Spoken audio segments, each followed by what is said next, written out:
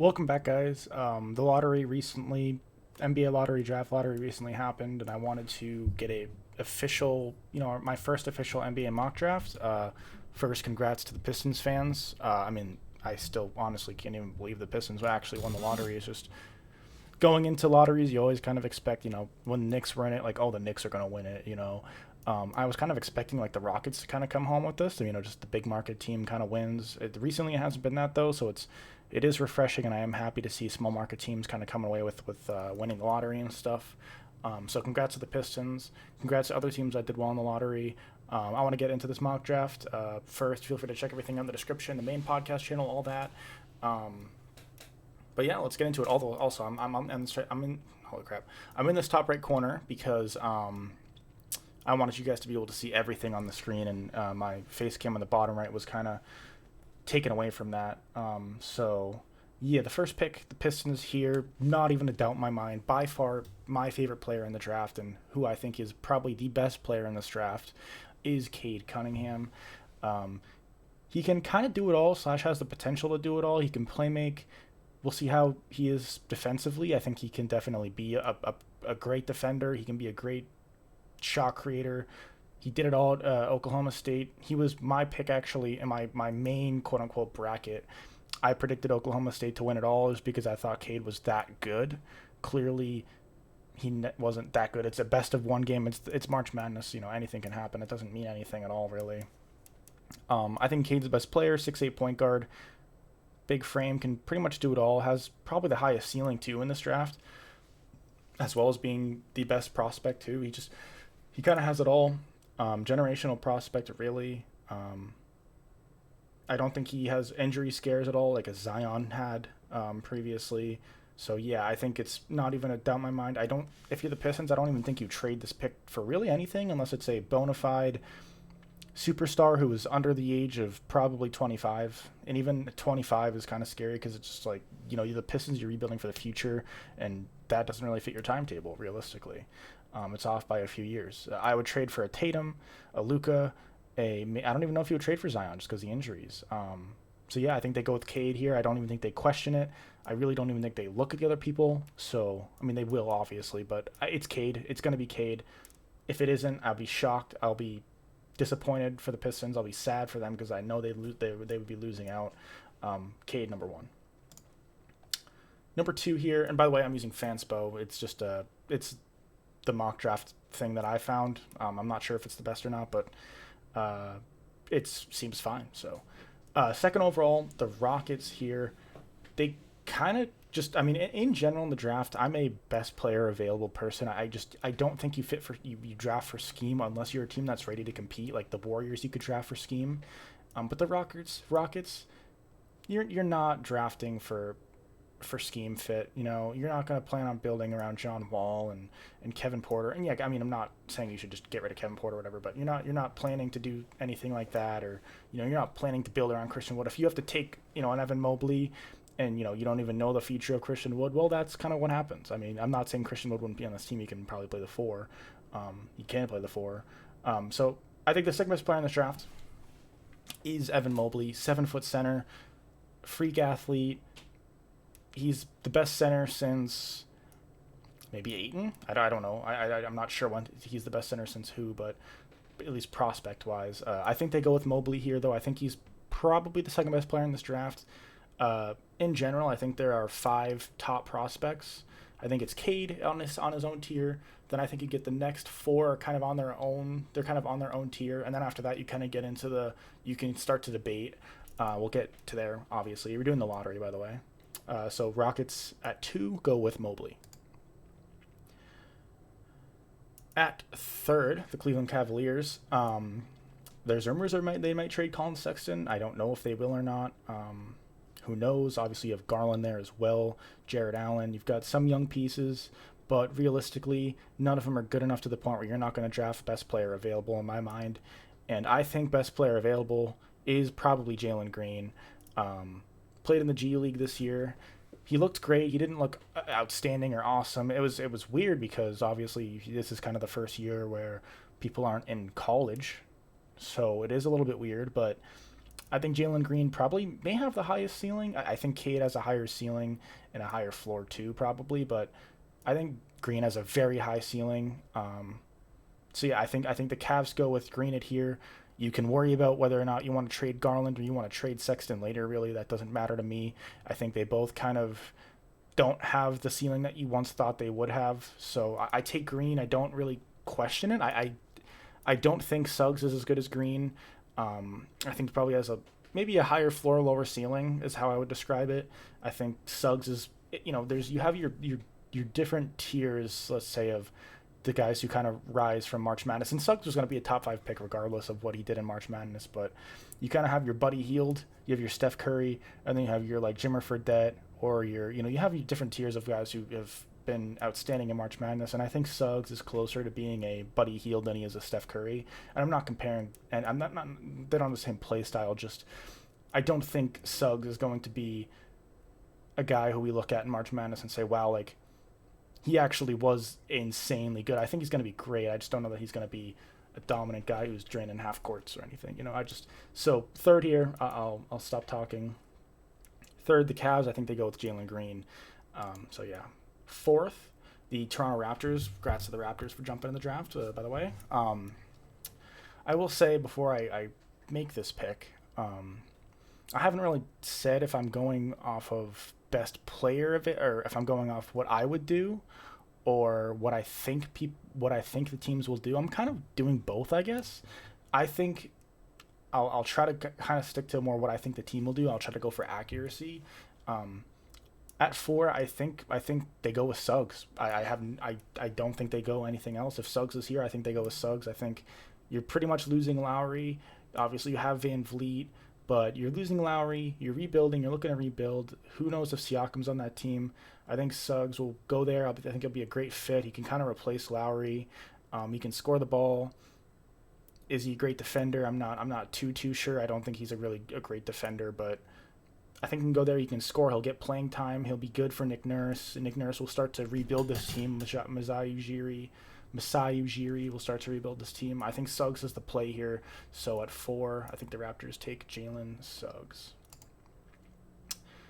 5th, the Magic. This is an interesting spot for the Magic, and this is where I think you could maybe look to trade. I think definitely 100% the 5th pick should be whichever of the 5 players that I'm talking about haven't been picked. So in this case, the 4 that have been picked, I don't even know how to look at them, but obviously it is Cade, Mobley, Jalen Green, and then Jalen Suggs, and then Kuminga is the one who hasn't been picked. I think the first 5 100% needs to be those 5, with number 1 being Cade most importantly, and then the rest of the 4 being those other 4 guys.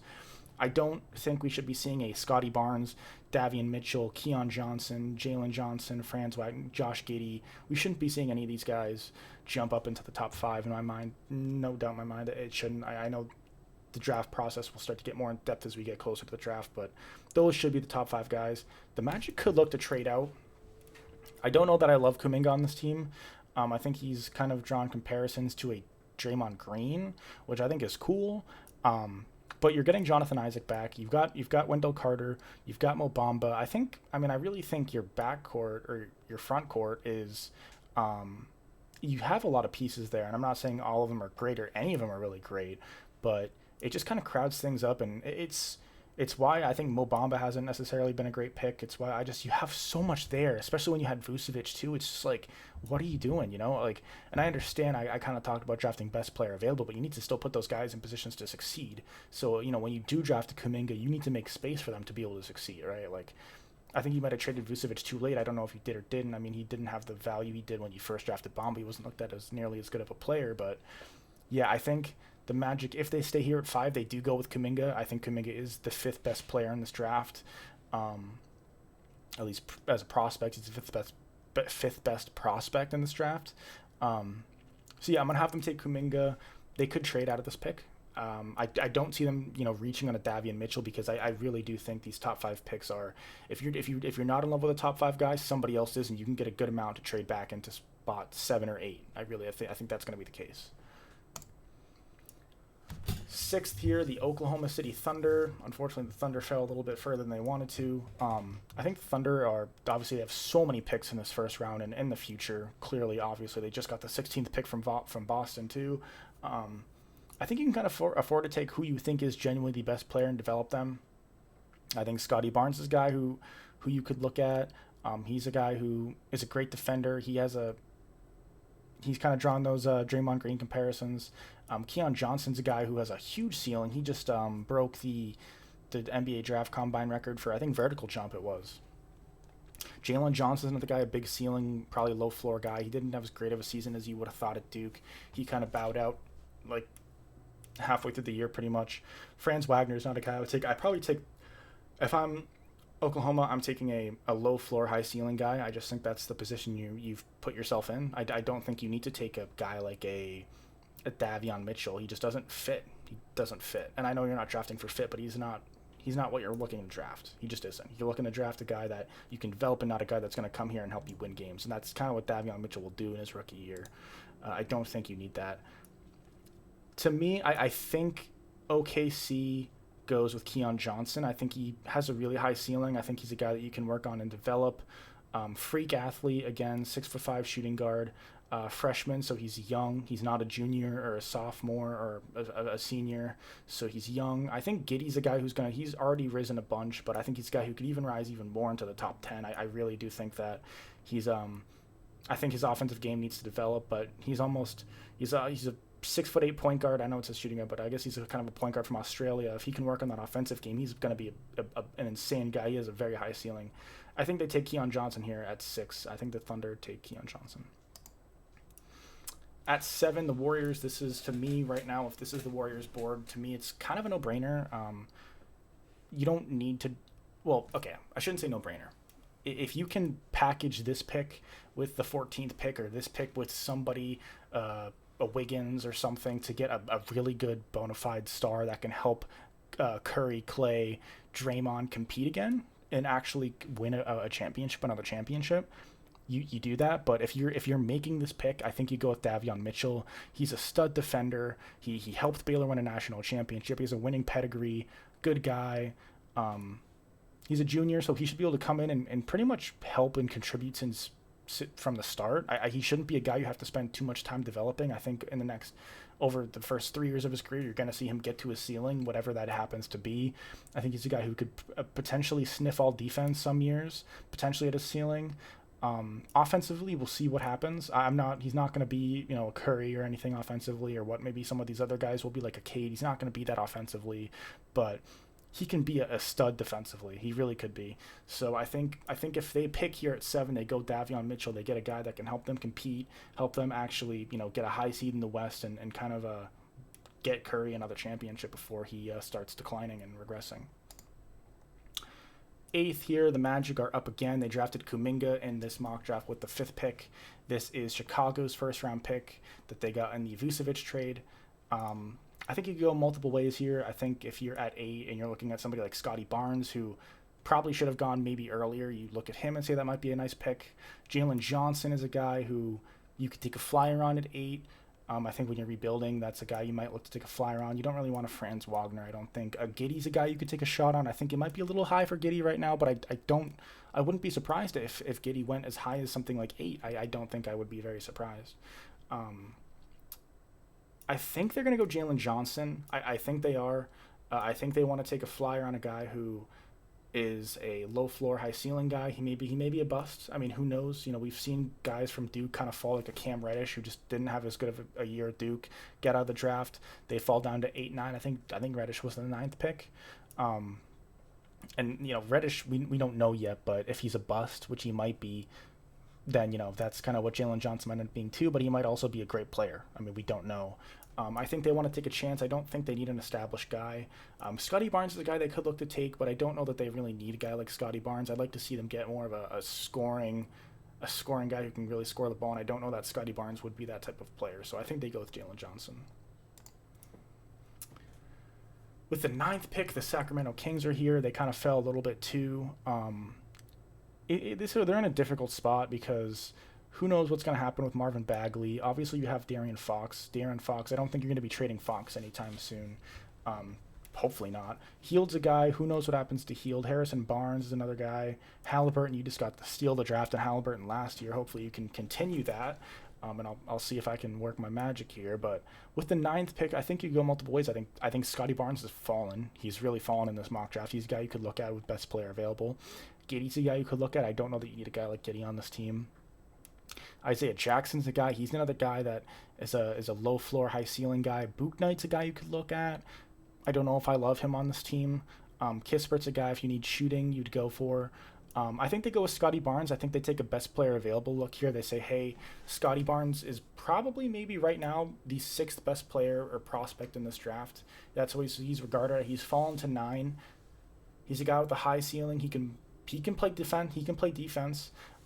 He could be a guy that if Bagley leaves, you might have Barnes, and he might be able to kind of fill that void a little bit, maybe. If Barnes, who knows what happens with Barnes? He might be a guy that kind of fills Barnes' role too. Maybe not as much of a scorer offensively, but definitely a better defender. So yeah, I think they go with Barnes here in this draft. The 10th pick, the Pelicans. This is interesting. I think the Pelicans need shooters. They need shooters. They just do. All right. I mean, you have Zion, you've got Ingram, Lonzo probably gone, I would assume. You got Steven Adams on that bad contract that you just don't really like to see, unfortunately. He's not a guy that fits this scheme very well. He just doesn't. You need shooters. You definitely need shooters. I think you probably go for who very well may be the best shooter in this draft, and that's Corey Kispert. Senior out of Gonzaga, again, he's a guy that can contribute to that Gonzaga winning culture over there, and I think he's a guy that can come here. He can contribute from day one pretty much. If he can just shoot the ball at a very high rate, if he could come day one and shoot season 1 and shoot like 40% from 3, then you've clearly got what you want out of Corey Kispert. So I think they go with Kispert here. I think he's the fit, and I know you don't draft necessarily off fit, but in this draft it's kind of hard to not draft off fit. It pick 10 here for the Pelicans, so I think they go with Kispert.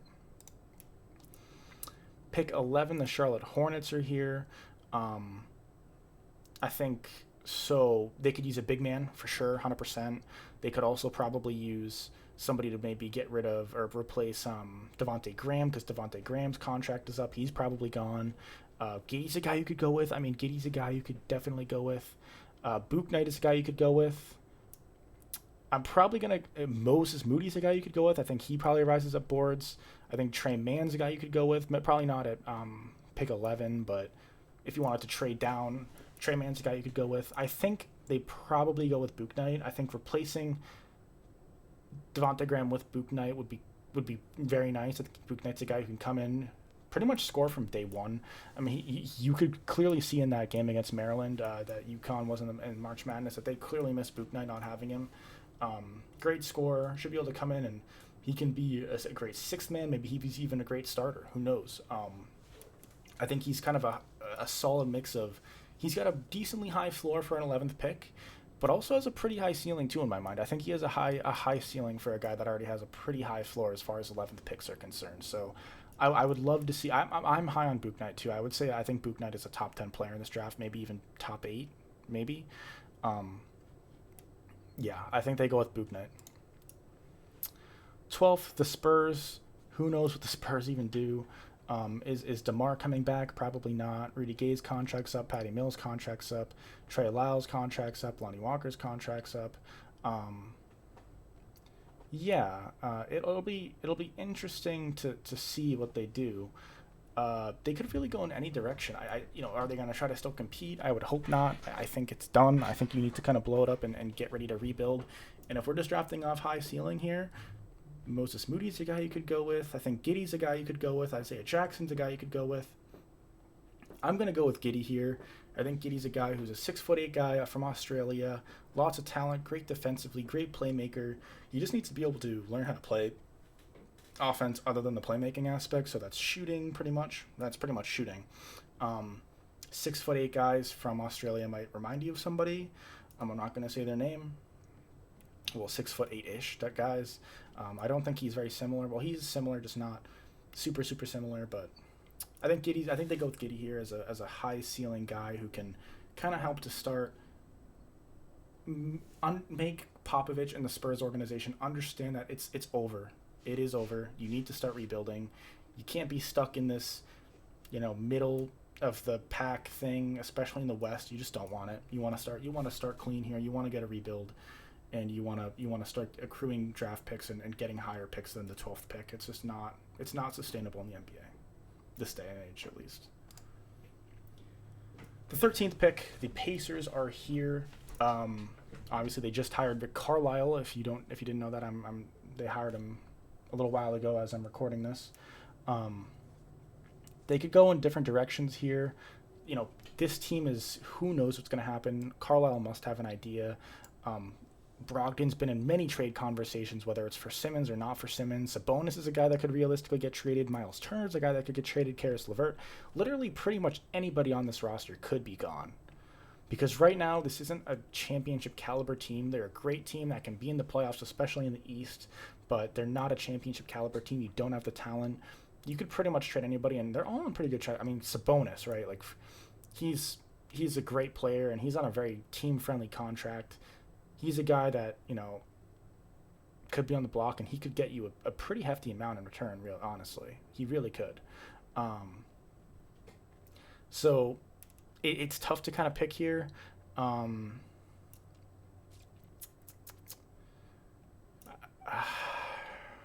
think they probably go with Isaiah Jackson.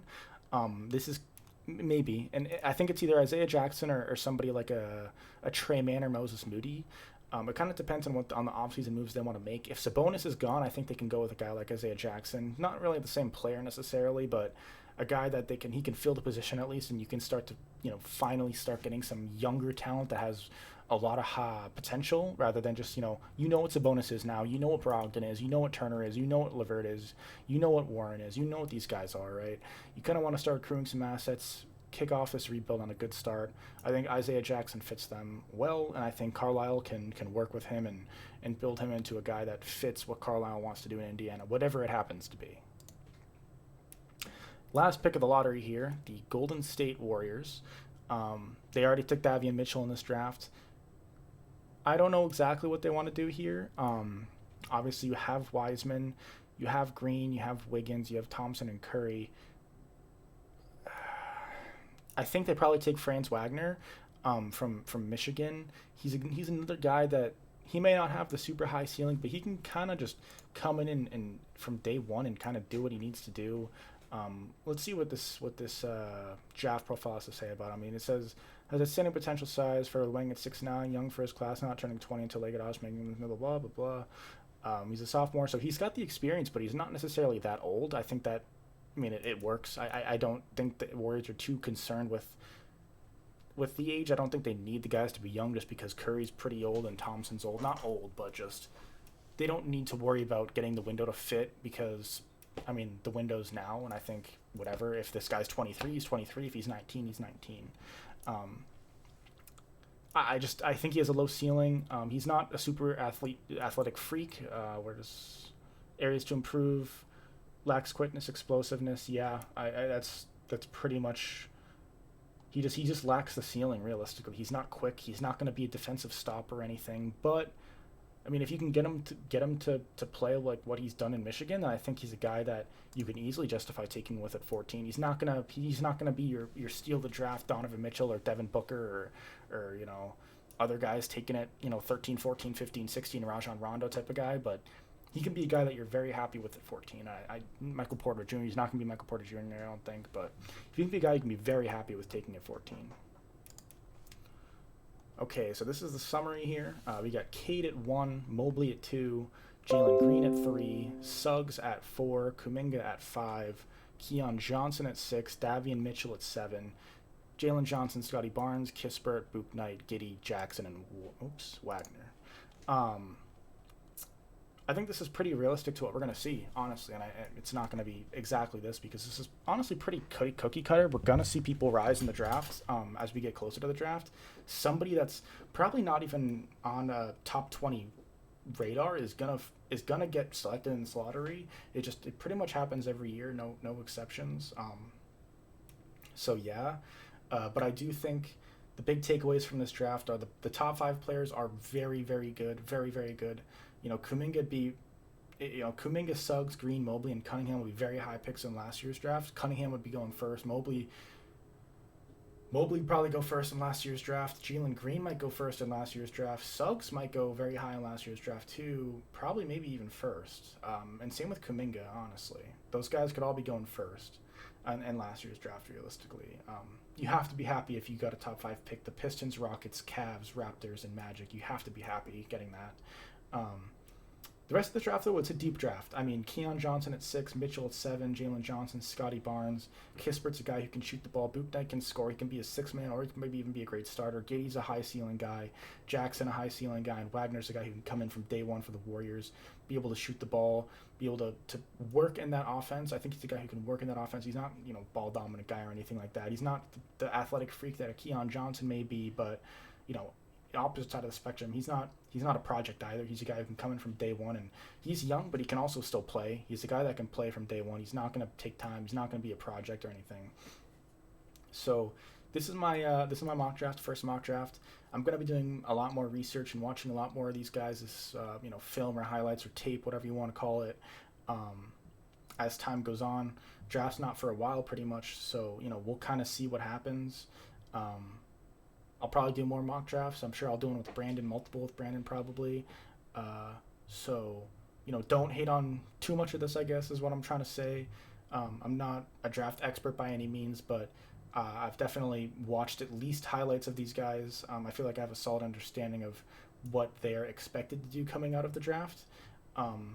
I haven't built too much of a I'm in love with this particular prospect guy. I haven't found that guy yet, but I'm sure I'm going to. It's just gonna take time, because I'm not watching all of USC's games. I'm not watching all of Duke's. I'm not watching all these games at all, really. So it's gonna take time. I'm not super familiar with a guy like Josh Giddey by any means, but he's a guy that's risen so much that I need to spend time looking at him. I like the draft. I think the draft is a really cool concept in sports. I think it's a very fun event, so I love to talk about stuff like this. So if you enjoyed the video, feel free to drop a like, comment, all that stuff. But that's pretty much it. Feel free to check everything in the description. Main podcast channel with me and Brandon is in the description, and I will be back whenever I find something to react to or do for fun. Goodbye.